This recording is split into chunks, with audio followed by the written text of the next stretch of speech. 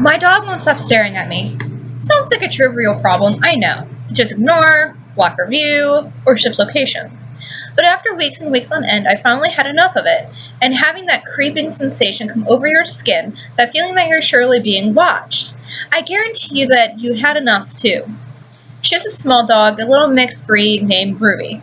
I picked up some chance one afternoon. I was particularly bummed out driving home from the doctor's office when they confirmed that the throbbing, burning ache in my shoulder was enough to take me out of the sport that I loved, which was lacrosse. Which is what got me into school in the first place, on scholarship. And now I was out of the game, maybe for the whole season. When I saw those big black eyes peering out at me from the dog shelter, I figured I could use a companion at first. At first her gaze seemed nice, even a bit cute. But now, I can't get those eyes off me no matter what I do. It started not long after I brought her home. I had already been warned that it would take a dog a few days to get acclaimed to its new surroundings. But luckily she was already house trained and my apartment is carpeted, so no risk of clawing up the floor, and it turned out she's a rather easygoing dog. I live on the first floor so she can go outside when she likes, but more often in the living room with me, lounging around in her dog bed, or next to me on the couch when I'm doing my homework or surfing the web. Even when I'm gone, she isn't destructive, and to my surprise hasn't chewed or slobbered or peed on anything in my absence. She's usually well behaved like that. But then the staring began. For a few days I dismissed it as nothing. After all, she was new to this place and I thought she just craved attention, being stuck in that shelter for God knows how long. Most of the time after her staring, she'd wait patiently for me to pat the couch cushion, giving her permission to jump up and curl next to me. I figured the staring was her way of asking for things. When I wasn't in the room with her, she would frantically begin to sniff and search for me all over the apartment as if I admitted her, whining quietly. The noise began to get on my nerves, so I started sending her outside. This place didn't come with a big backyard, but it was fenced and a decent size for a small dog, so I let her stay out and run around. And again, at first is what she did. Rolled on her back, did her business, pawed the grass, and all that stuff dogs usually do. But sooner or later, I'd find an inch away from the sliding glass door her big black eyes begging to be let back in. So I would, with some unease. She seemed to spend less and less time out there, using it only to go to the bathroom and wanted to have more and more time with me. I never liked the feeling of being watched. As far back as I can remember, I've hated having that sickly, creepy, crawly sensation that I'm not alone. And even when she was in the other room, I swear I could feel it.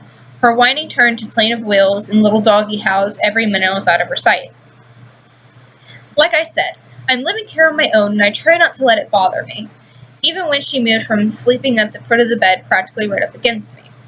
Even as I lay there to sleep, she would just stare and stare. I thought maybe her former owners were abusive, or they didn't show her any affection. When I tried to get the shot she needed, I even asked the veterinarian, but she shrugged it off as it being normal dog behavior, possibly just a little bit more clingy than most.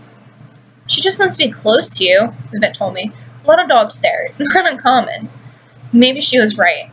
The retriever in the waiting room seemed to gaze unending at me too. Like I said, I never liked that feeling. So I tried to accept that some dog behaviors just might be weird that way. And yet, as time went on, I couldn't shake the feeling that the staring had become more intense somehow. Like she was looking really deeply at me. That was when I started to get annoyed. Sure, she's just a dog, but why would she incessantly need to look at me like that? It didn't matter if she was yards across the room or right beside me on the sofa. Her giant, forlorn-looking eyes bored holes through me. It was unnerving. I started to move around, positioning my laptop so that when she was on the floor in her doggy bed, I couldn't see her. But call me crazy, I swear I could feel her staring at me. To make matters worse, the crying turned into a full-on barking when we weren't together. I'd send her outside for a while, but she just sat at the front door waiting to be let back in. It's not that I didn't care about my dog anymore. I just couldn't get a break from the constant pleading eyes, so I decided to willfully ignore her. I still filled her bowls with food and water, still let her out to the yard and back in, even left her a treat now and then, but otherwise I didn't want to be around her. It didn't help that I was now spending a lot more time at home, watching my college team play without me, had grown more than a little miserable, and then I just stopped showing up. The doctor thought it might be my rotor cuff, and other than some physical therapy exercises and icing it, there'd be nothing more to be done for it. It wasn't bad enough for surgery, but not well enough for me to go back to lacrosse, at least for now.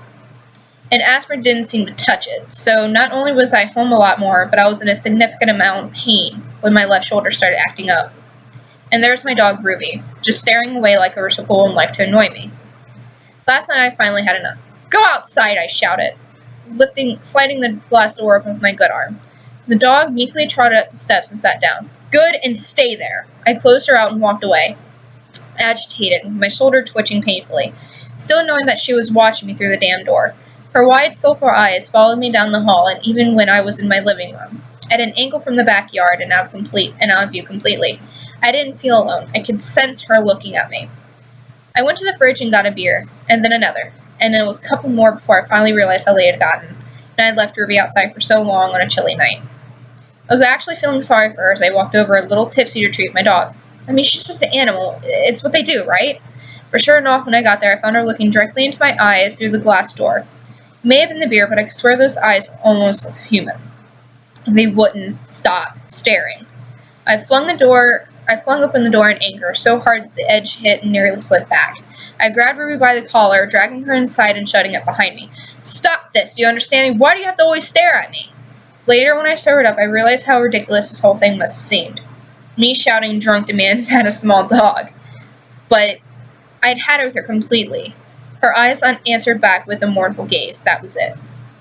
"You sleep here tonight, understand? You made me do this." I practically threw her into the hard metal crate I'd gotten at the shelter, lined at the bottom with a dingy old blanket, which I never made her sleep the whole night in. I knew she didn't like the crate, but I took a kind of perverse glee in that fact. And then she let an unhappy whine as I fastened the crate door shut, her eyes still darting to meet mine. I ignored her occasional cries and went back to my beer, which to my disappointment did very little to ease the sharp pains in my shoulder. I'd probably end up back at the doctor's at this rate.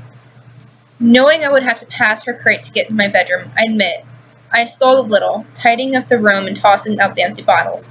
But eventually I had to face it. Without giving Ruby or the crate so much as a glance, I walked down the hall and shut my bedroom door and gingerly got into bed. Maybe I was wrong to get a dog after all. I would have to think on it more when I was sober and address the problem in the morning, maybe with another visit to the vet.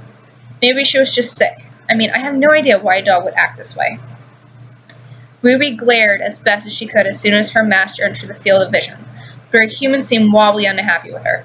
Upon their shuffling into the kitchen, she whimpered softly and drew herself back towards the corner of the crate.